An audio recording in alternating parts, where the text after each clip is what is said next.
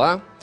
Uma pesquisa americana revela que crianças e adolescentes que têm pelo menos um momento diário de conversa e interação com a família têm 80% menos chance de se envolver em situações de violência, uso de drogas e prostituição.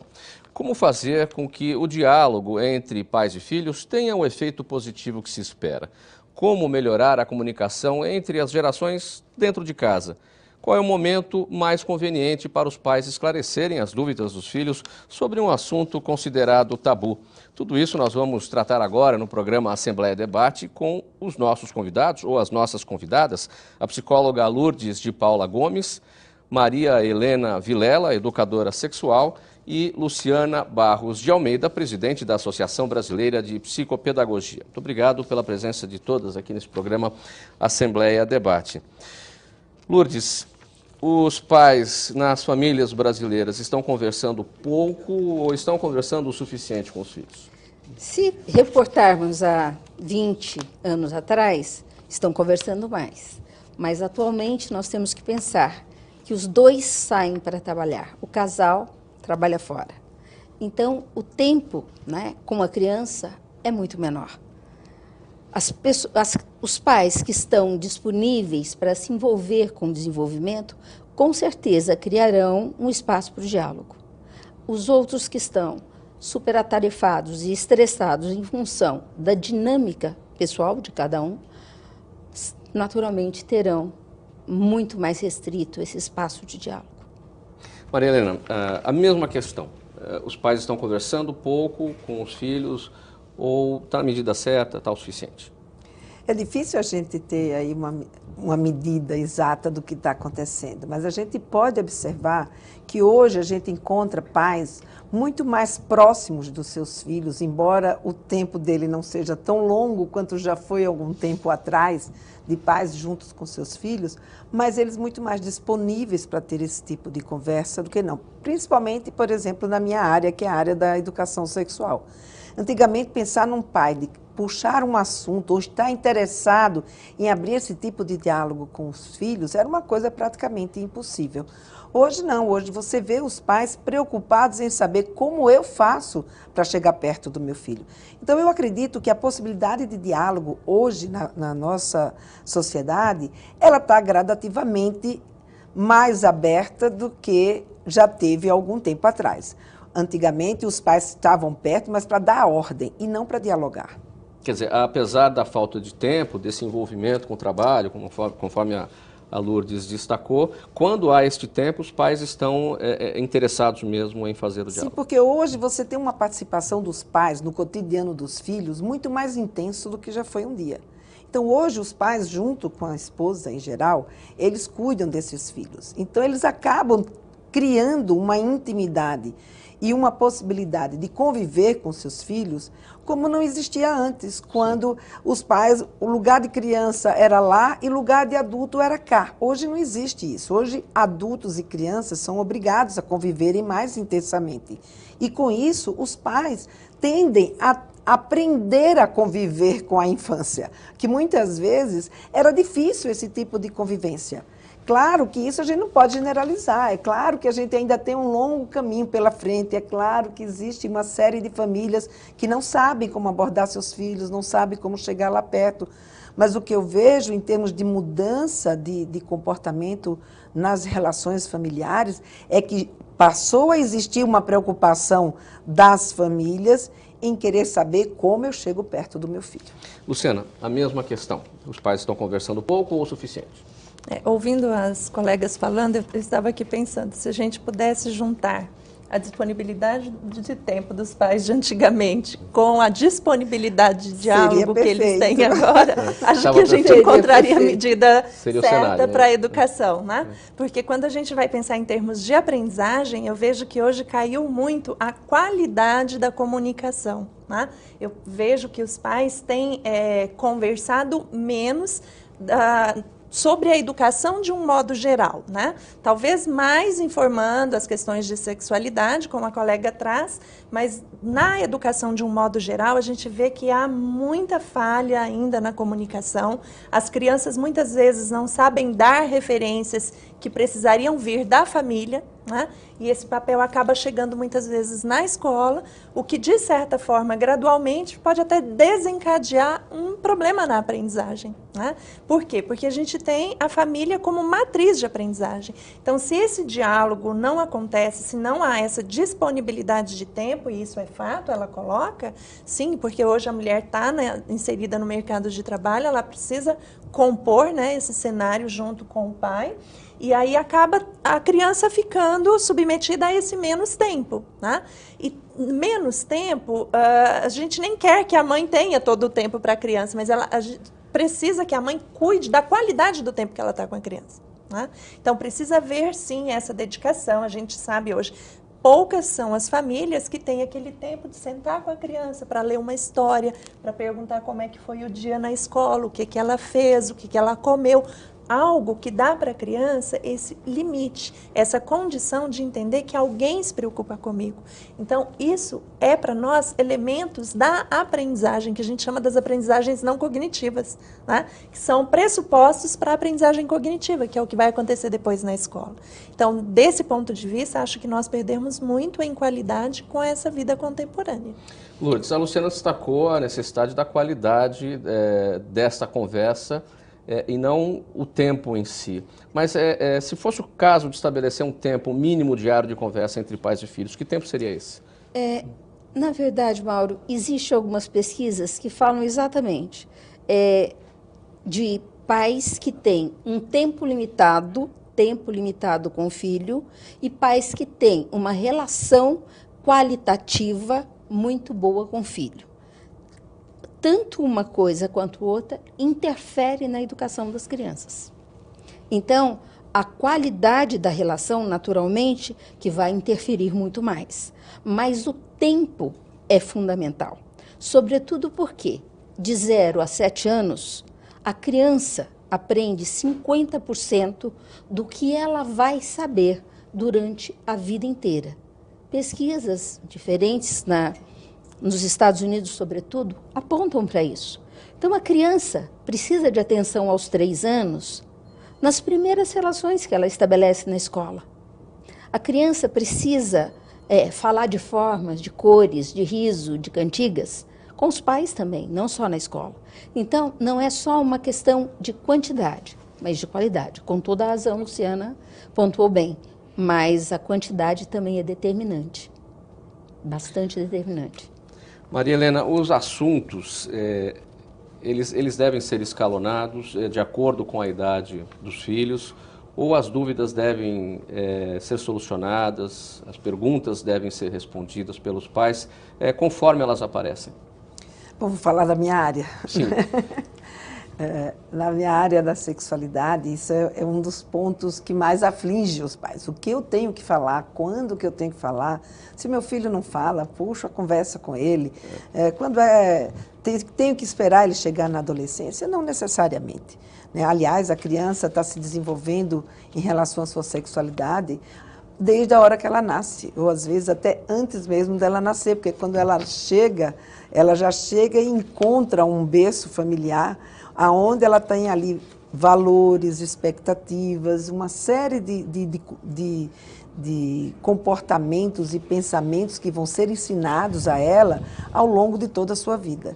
Então, quando a gente fala de educação sexual, a gente não fala só quando a gente fala algo ligado à sexualidade diretamente, né, ou explicitamente, mas todo o comportamento do que é ser homem, o que é ser mulher, que a família passa, as expectativas que ela tem, ela já está falando de sexualidade com seu filho. Quando vem as curiosidades infantis, que aí vai acontecer por volta dos 3, 4 anos, quando a criança já aprendeu a andar, já aprendeu a falar e ela agora começa a descobrir o mundo, ela vai perguntar de uma série de coisas, também vai perguntar de sexualidade. Então, nesse momento, é importante que os pais prestem atenção no que a criança está perguntando. Então, muitas vezes, os pais querem dar uma aula de fisiologia da reprodução quando a criança pergunta de onde eu vim, né? E, no entanto, a gente precisa perguntar para ela para que ela quer saber isso. Porque na hora que ela diz para que ela quer saber, ela te dá uma dica de aonde foi que ela ouviu e por que ela está lhe fazendo essa pergunta. Então, a gente vai ajustando, obviamente, de acordo com a idade da criança e com a intenção da pergunta dela, aquilo que ela quer que a gente responda. Por que os pais se assustam com uma pergunta como essa que você exemplificou, de onde eu vim? Se tem muitos pais modernos que acham que vão poder tratar do assunto sexualidade sem nenhum problema, mas quando chega na hora H não é bem isso que acontece. É verdade. Principalmente quando a criança pergunta como é que eu fui parar dentro da barriga da mamãe. E aí ele tem que explicar que o papai colocou a sementinha dentro da barriga da mamãe. E aí ele vai perguntar, e como é que o papai colocou a sementinha? E aí ele vai ter que falar do ato sexual. E muitas vezes os pais temem que se ele explicar sobre o ato sexual, a criança vai imitar, porque nessa faixa etária, a criança está aprendendo muito por imitação. E aí eles têm receio que a criança vá praticar um ato sexual porque ele explicou. Então, esse mito de que quando a gente fala com a criança ou promove algum tipo de informação, seja para criança ou para adolescente, você está estimulando alguma conduta, é a coisa mais, como é que eu diria, mais terrível que existe. Porque a gente, muitas vezes, o conhecimento, a informação, é um grande instrumento que a gente tem na nossa vida para a gente se defender, para a gente crescer, para a gente saber como lidar com as situações. E quando a gente impede isso por conta desse medo, que é o medo de que a criança vai imitar e vai fazer aquilo que eu não quero nem pensar, que ela saiba que existe, quanto mais que ela faça. Então, com isso, eles acabam temendo a conversa sobre sexualidade.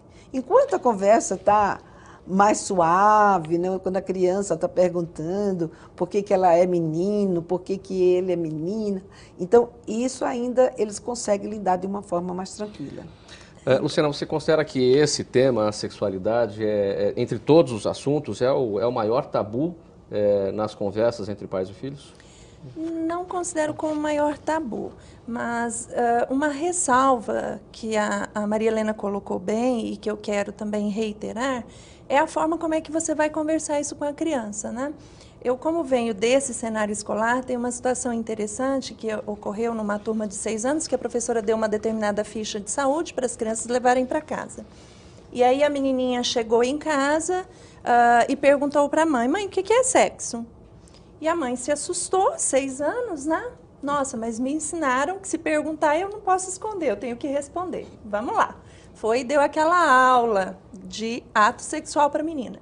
A menina olhou aquilo, quando a mãe terminou, ela falou assim, mamãe, como que eu vou fazer para colocar tudo isso que você falou aqui no quadrinho masculino ou feminino? Né? Então, assim, é o que a Lourdes colocou bem.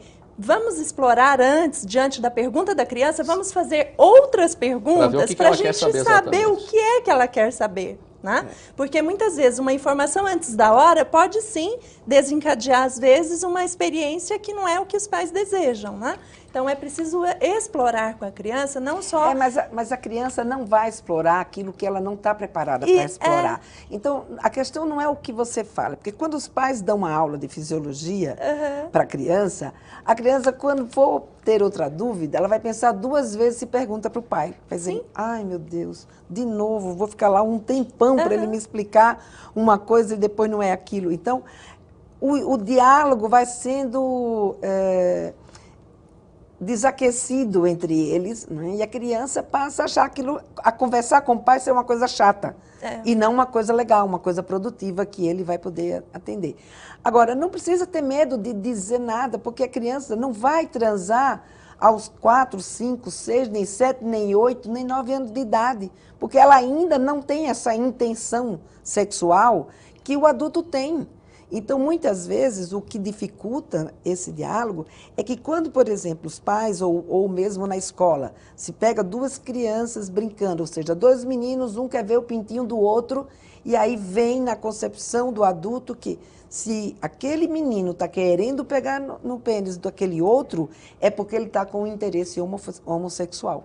E não tem interesse nenhum, o interesse aí é outro. Ou uma situação de molestar mesmo, né? Às vezes não, porque é uma pura curiosidade. Sim, né? sem dúvida, é uma pura curiosidade, mas olhar, na cabeça do pai acaba vindo, não é? Vem a referência adulta. É do adulto. É porque ele vem com a sua referência adulta e não com o entendimento da intenção da criança naquele momento. Outra coisa importante que você falou sobre a sementinha na barriga, me lembrou uma outra situação de que eu nasci da sua barriga ou eu nasci do seu coração. Se eu nasci do seu coração, eu não nasci da sua barriga e eu não sou igual ao meu amigo. Essa é uma situação com que eu me deparo, né? Em muitas situações, quando se fala de adoção, que é um grande tabu. Então, os pais não conseguem lidar de uma forma adequada com relação a essa questão, né? E aí cria-se essa diferença, né? Nasceu da barriga e nasceu do coração, não é? Este é o programa Assembleia Debate, que você acompanha aqui na TV Alesp. O nosso tema hoje, o diálogo entre pais e filhos. Vamos para o intervalo, voltamos em seguida. Até já.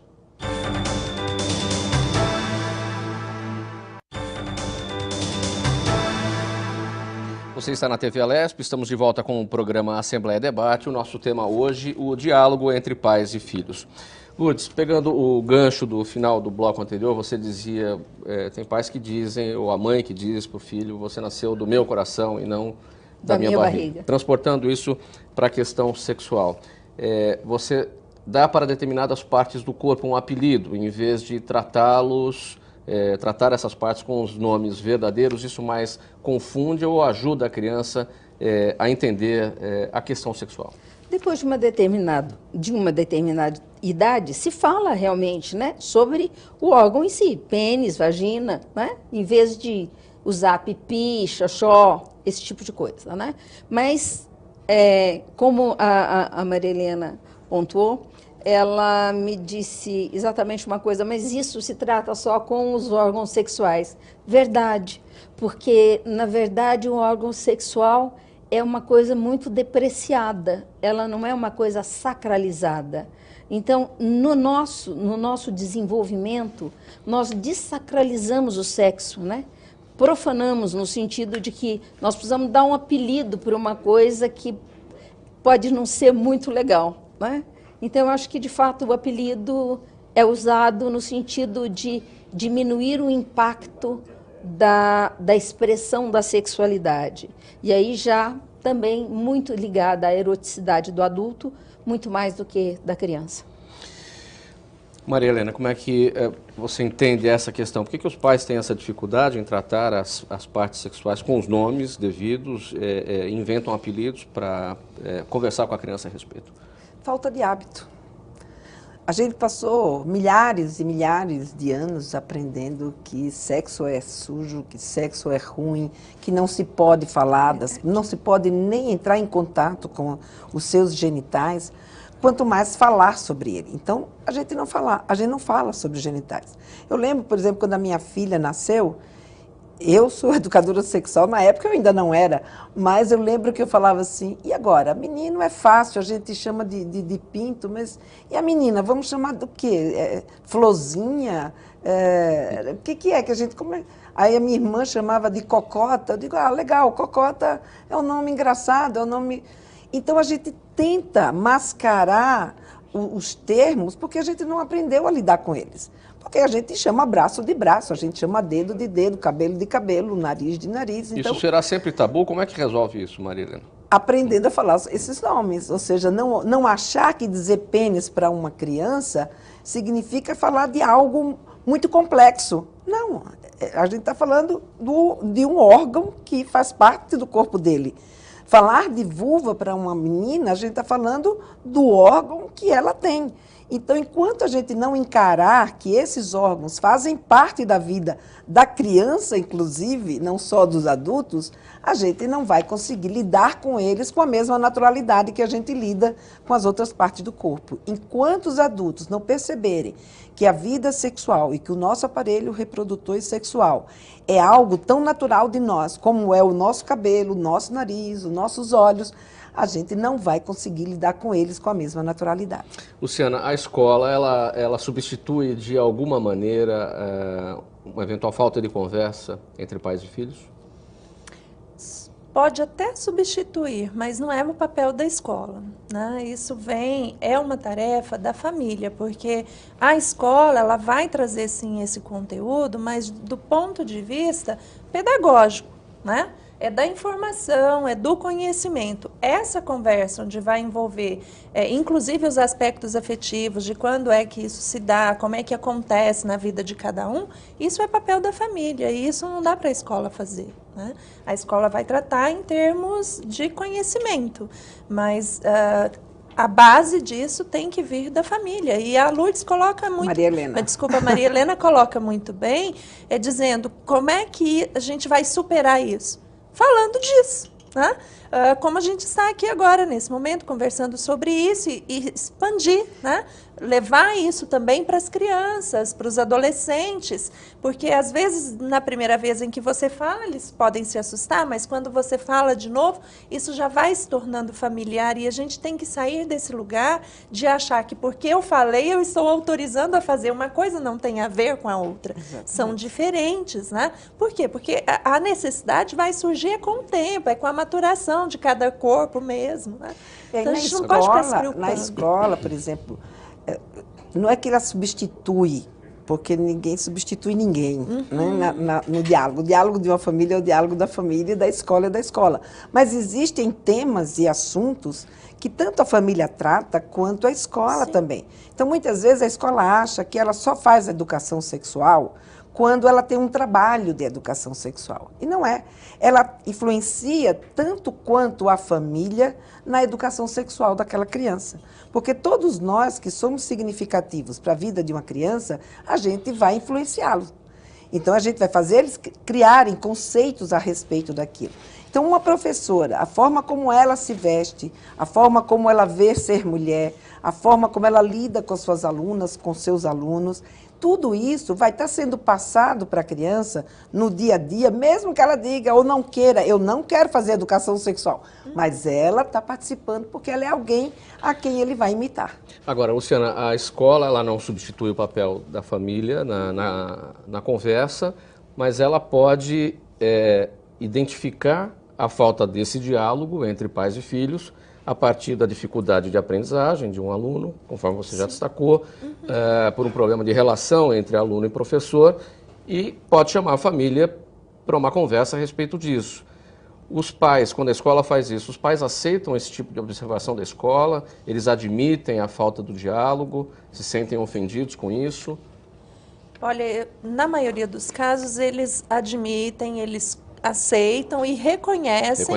Né, que não fizeram e que isso era o papel deles. Assim como também é papel da escola, quando ela percebe que a família está falhando em algum aspecto, ela precisa sim ser essa interlocutora, né, de chamar essa família e perguntar para essa família como é que essa orientação está sendo dada. Na maioria das vezes a gente escuta, não está sendo dada.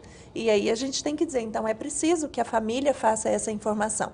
Porque concordo com a Maria Helena de dizer que a escola também tem o papel de trazer essa informação.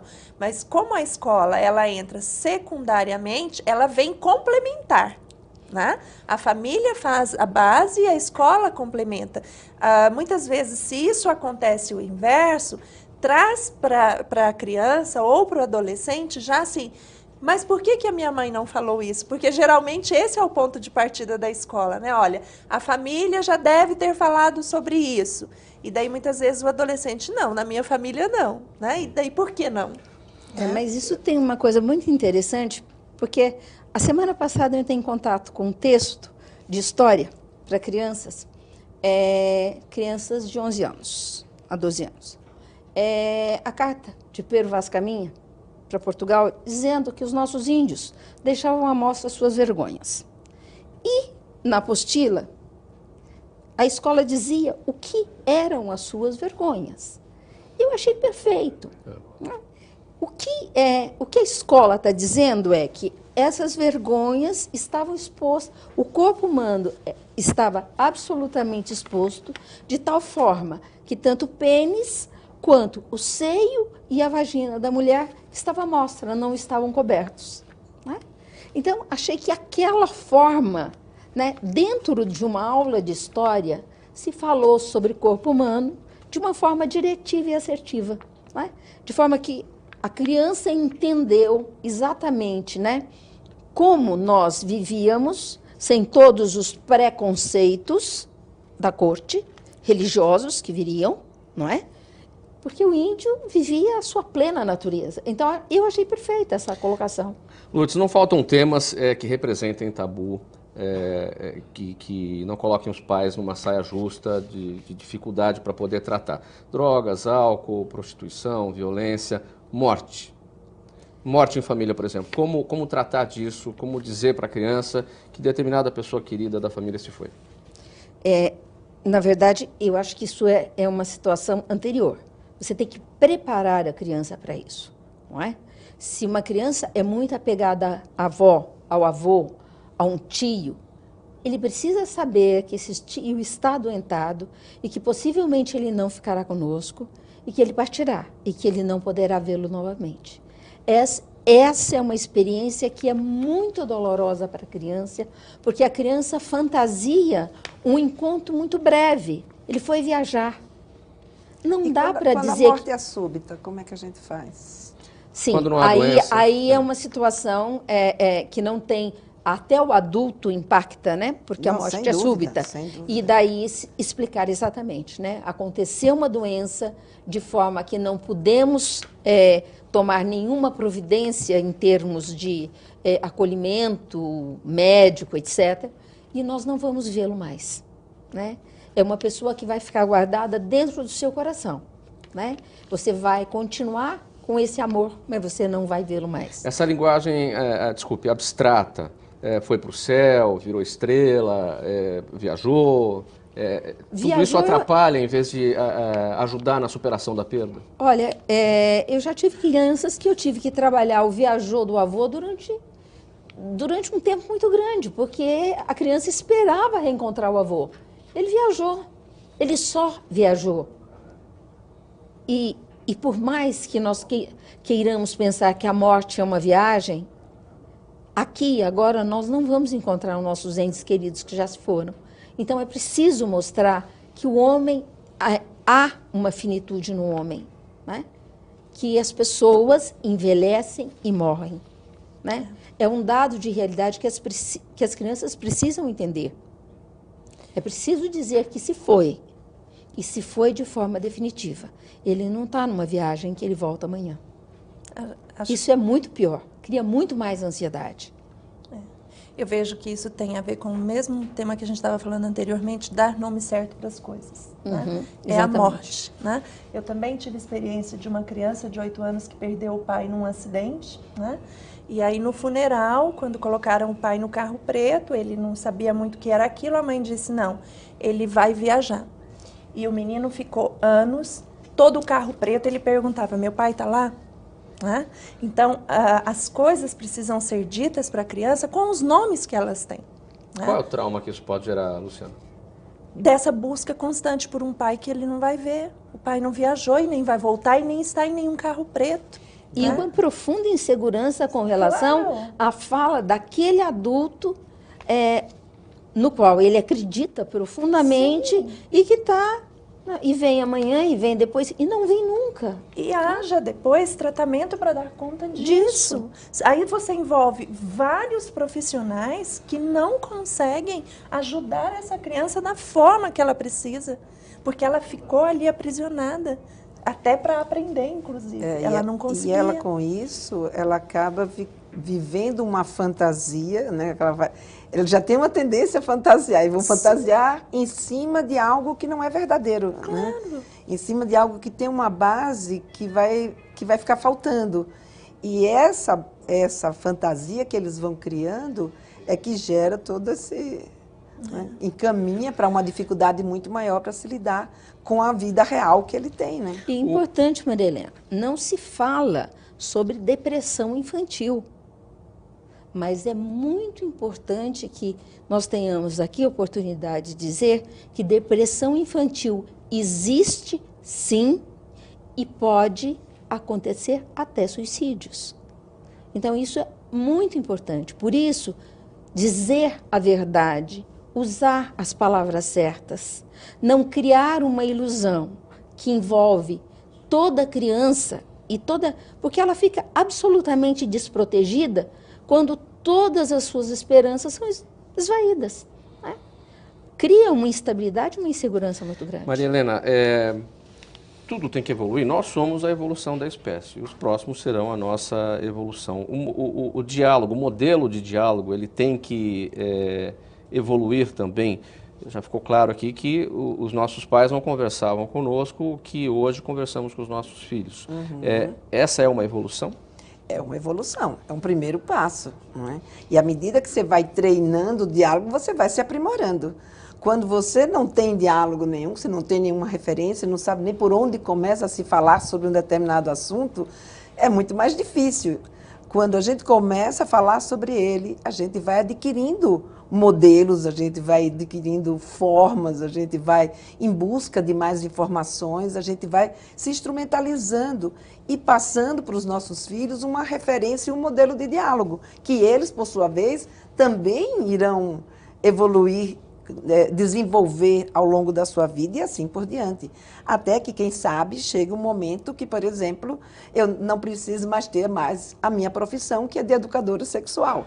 Quer dizer, por que nós existimos? Existimos porque hoje existe um consenso ainda no mundo adulto de uma referência sobre o comportamento sexual, principalmente na adolescência e na infância, que não bate com a realidade que os nossos jovens estão vivendo hoje. Então, para isso, a gente precisa intervir e fazer um trabalho com eles. Você está na TV Alesp, esse é o programa Assembleia Debate. O nosso tema hoje aqui no estúdio, o diálogo entre pais e filhos. Mais um intervalo, voltamos em seguida.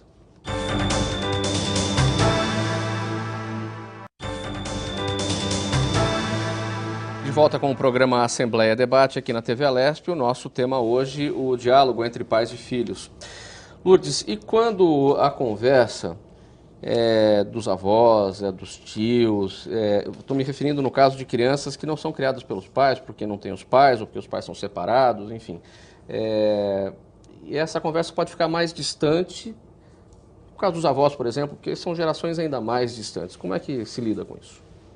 Olha, tem que se tentar lidar da melhor forma possível, encarando e vivendo o momento daquela criança, falando, mesmo que se tenha 1 milhão de preconceitos na cabeça, aquela criança precisa estar livre para entender de forma saudável que o seu corpo é uma máquina perfeita e que vagina, pênis, ovário, bolsa escrotal, testículo, faz parte dessa máquina fantástica e que deve ser respeitada, né? Nós precisamos quebrar um pouco esse tabu de falar do corpo humano como se fosse uma vergonha. Não é uma vergonha, né? É um milagre. Então, essas questões, né? A gente, por exemplo, o corpo humano nu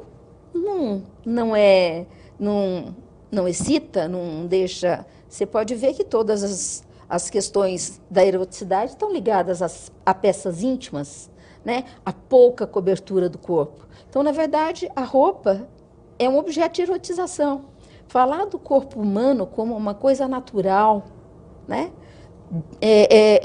Simples, é fantástico. E qualquer pessoa, né?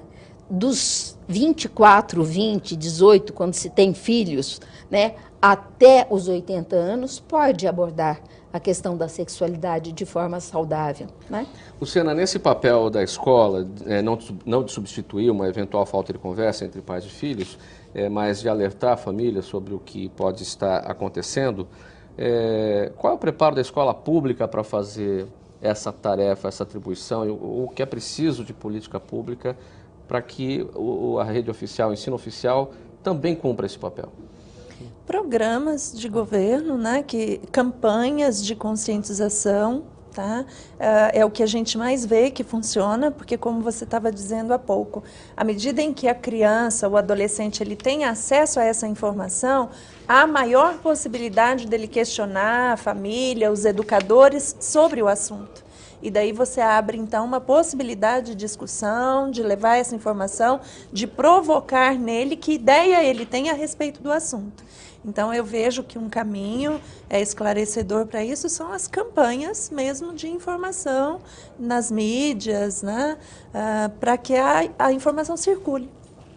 A própria campanha sobre o HPV, agora, Sim. que está sendo, as vacinas que estão sendo administradas, Aham. poderia ter sido usado de uma forma muito saudável no sentido de orientar sexualmente. Orientação Veja, sexual. esse é um ponto extremamente importante, porque, por incrível que pareça, no Brasil, as escolas públicas têm mais programas de educação, aí eu estou falando na área de educação sexual, muito mais programas de educação sexual ou atividades mais frequentes, não é? E mais voltadas, principalmente para a prevenção, não é? Do que as escolas particulares. As escolas particulares não veem o problema da sexualidade como sendo um problema da escola. Como as escolas particulares muito raramente se defrontam com uma garota grávida, não necessariamente porque essa garota não engravidou, mas porque ela pode ter acesso ao aborto, ou porque essa garota saiu dessa escola e mudou para uma outra escola, na pública a realidade é muito mais dura. Quando ela se depara com uma garota e essa garota fica grávida, ela tem que permanecer naquela escola e eles vão ter que lidar com aquela situação.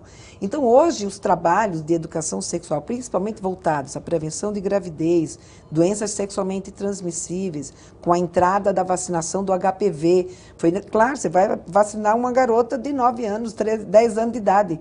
Ela quer saber por que ela tem que tomar uma injeção. Para isso, ela tem que ter consciência do que está acontecendo, para ela poder se motivar para fazer tomar essa atitude.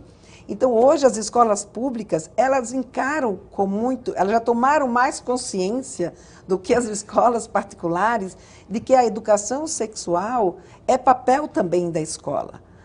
Uma coisa que a gente não vê e que acontece durante todo o processo, né, do nosso desenvolvimento sexual é que muitas das questões que nos afligem durante o nosso desenvolvimento, ele vai interferir diretamente na concentração daquela criança ou daquele adolescente, que vai interferir diretamente na aprendizagem deles. E isso, muitas vezes, a escola não percebe.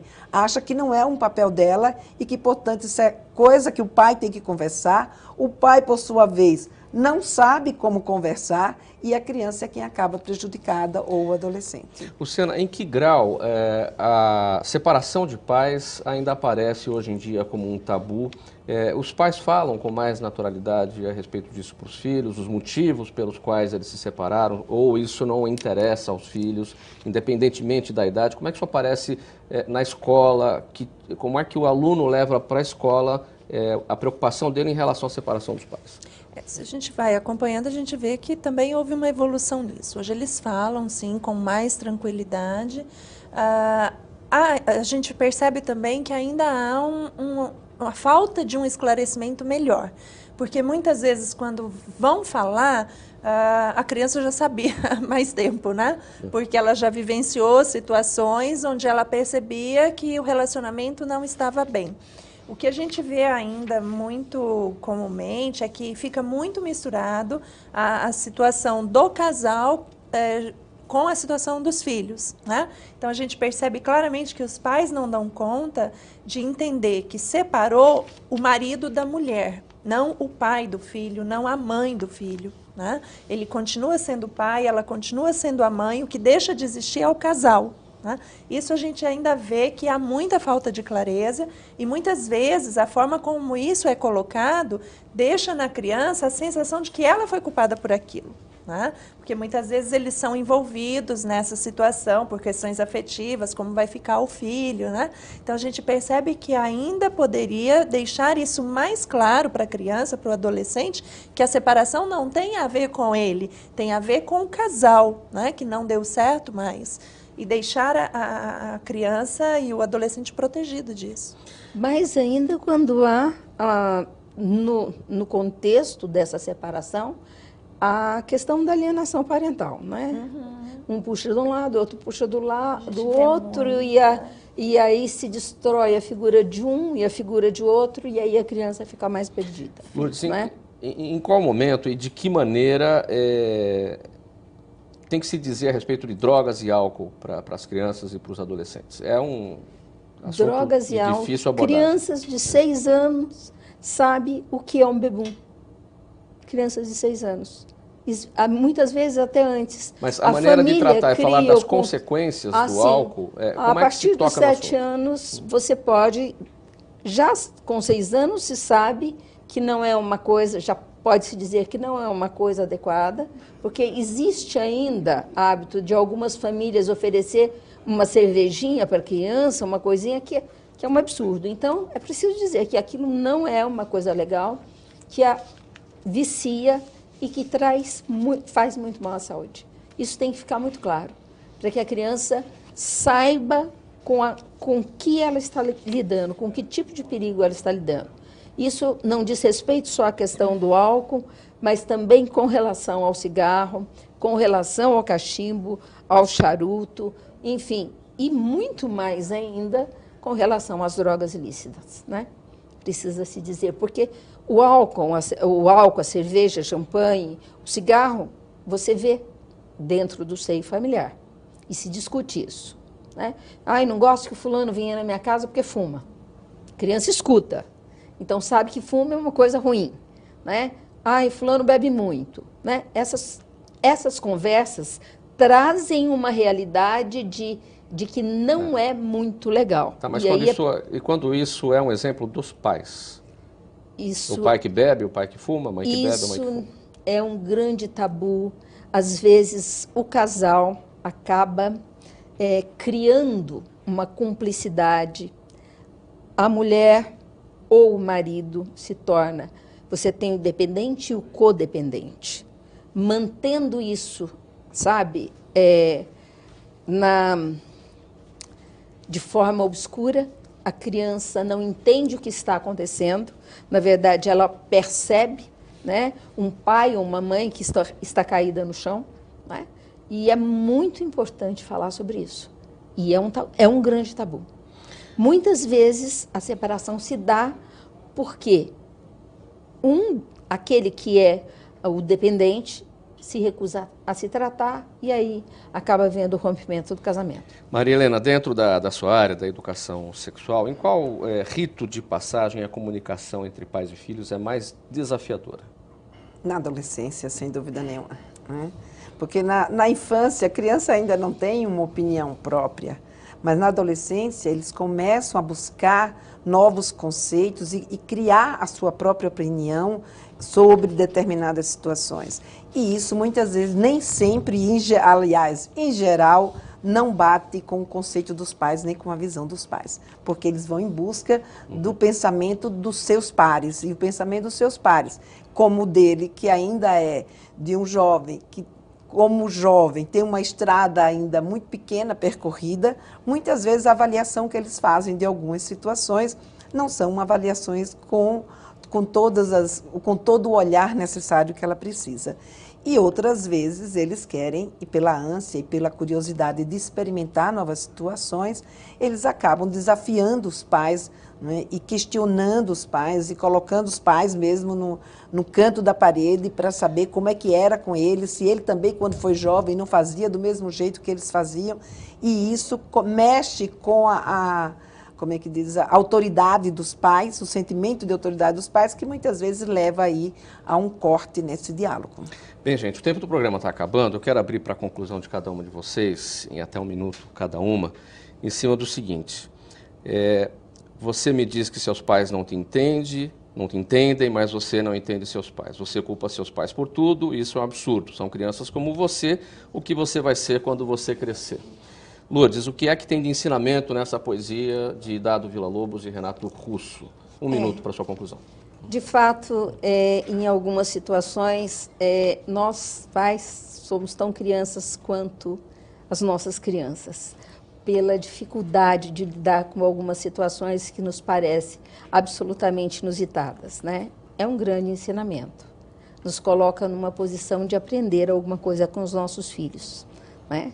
E eles ensinam muito, sobretudo, nos ensinam a lidar com o preconceito.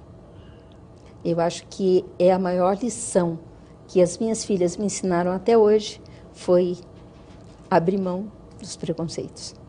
Maria Helena, sua avaliação sobre essa canção, sobre essa poesia, o que ela nos ensina?